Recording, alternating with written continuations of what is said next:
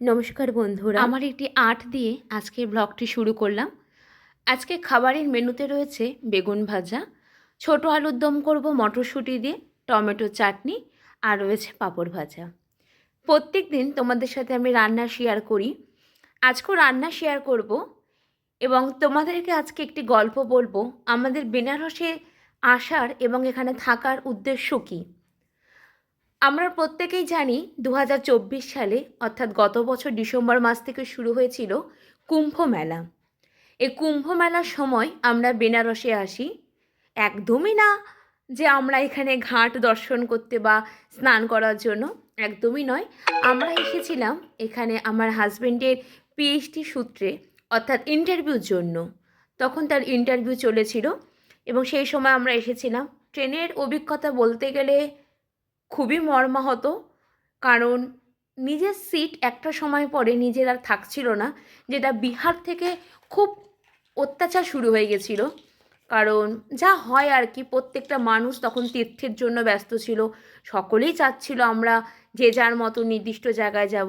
তবু কি যে এক শ্রেণীর মানুষ যারা নিজেদের কর্মসূত্রের জন্য যাতায়াত করছিল তাদের খুব কষ্ট হয়ে যাচ্ছিল। যাই হোক, এটা তো আর সবসময় হবে না। সেই বাধা বিপত্তি অতিক্রম করে আমরা এখানে পৌঁছে যাই। সেখানে আমরা প্রথম দিন আমরা আশেপাশে জায়গাটা একটু ভিজিট করি। নেক্সট দিন ছিল আমার হাজব্যান্ডের এক্সাম। কাশী হিন্দু বিশ্ববিদ্যালয় বেনারসে, খুবই নাম করা, হয়তো তোমরা প্রত্যেকেই জানো। সেখানে ইন্টারভিউ চলে এবং ইন্টারভিউ দিয়ে আমাকে বেরিয়ে বলেছিল হয়তো এখানে জার্নিটি শেষ হয়ে যাবে, কারণ আমরা প্রতিনিয়ত মানে প্রত্যেক মাসে 2024 সালে আমরা এই ইউনিভার্সিটি নয়তো ওই ইউনিভার্সিটি আমরা দৌড়োদৌড়ি করেছি। যাই হোক, সেটা গল্প তোমাদের সাথে কোনো একদিন অবশ্যই করব। আচ্ছা, ইন্টারভিউ দেওয়ার পরে সেদিন আমরা হোটেলে ফিরে খাওয়া দাওয়া করে বিকালবেলায় বেরিয়ে যায় নদীর ঘাটে। নাম হলো আস্সি ঘাট। এত সুন্দর দৃশ্য, এত মনোরম দৃশ্য, সত্যি কথা বলতে আমি যেখান থেকে এসেছি আমি সেখানে কখনো দেখিনি। হয়তো আমার এই কথাটা অনেকের খারাপ লাগতে পারে, কিন্তু খারাপ লাগার কোনো কারণ নেই। আমি অবশ্যই বলবো, যদি কখনো বেনারসে আসার সুযোগ হয়ে থাকে, একবার শুধু এখানে এসে দেখো, ঘাটে হাজার হাজার মানুষের ভিড় থাকে প্রত্যেক দিন সন্ধ্যাবেলায়। না কোনো পুলিশ, না কোনো সিভিক, না কোনো রকম কোনো গার্ড থাকে। এত মানুষের সমাগম, নির্দ্বিধায় সুন্দরভাবে সন্ধ্যা আরতি কমপ্লিট হচ্ছে এবং আমরা রীতিমতন নদীতে নেমে আমরা আমাদের মনস্কামনা জানাচ্ছি প্রদীপ জ্বালিয়ে। কোনো রকম কোনো বাধা নিষেধ নেই। এত সুন্দর দৃশ্য।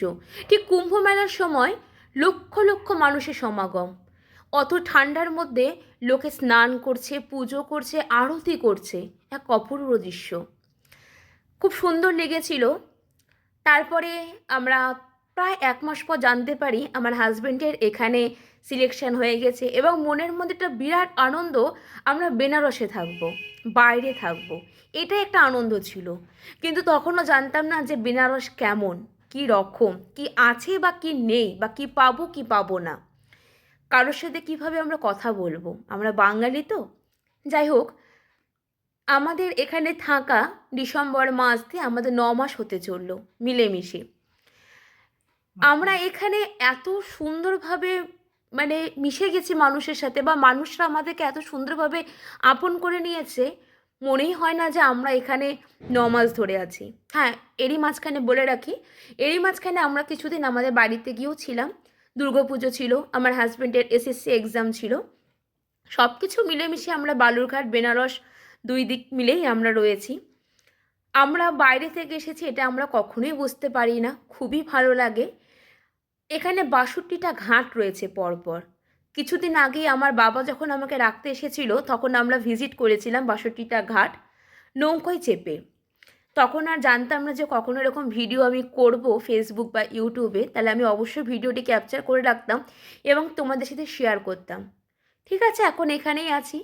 আরেকবার যখন যাব, মানে নদীর ঘাটে আমরা প্রায় যেয়ে থাকি, কিন্তু এরকম করে নৌকোয় চড়ে যখন ঘুরবো তোমাদের সাথে অবশ্যই আমি শেয়ার করব। তোমাদের সাথে কথা বলতে বলতে এই যে তোমাদেরকে সেদিন বলেছিলাম না বানরের অত্যাচার, দেখে নাও, ঠিক আমার রান্না যখন কমপ্লিট সেই সময় বানর এসে এখানে অত্যাচার শুরু করে দিয়েছে। আমার রান্না সব কমপ্লিট, সব গুছিয়ে রেখে দিয়েছি।